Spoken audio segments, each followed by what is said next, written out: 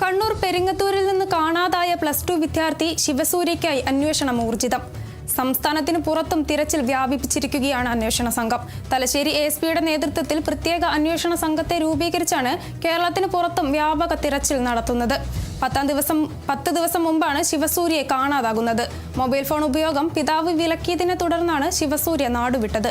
കാശിയിലേക്ക് പോകുന്നു എന്ന് കുറിപ്പെഴുതി വെച്ചായിരുന്നു വീട്ടിൽ നിന്ന് പോയത്. ഇതേ തുടർന്ന് വാരണാസിയിലെ മലയാളി സംഘടനകളെ ബന്ധപ്പെട്ടും അന്വേഷണം പുരോഗമിക്കുന്നുണ്ട്. എന്നാൽ കാര്യമായ സൂചനകൾ പോലീസിനോ കുടുംബത്തിനോ ലഭിച്ചിട്ടില്ല.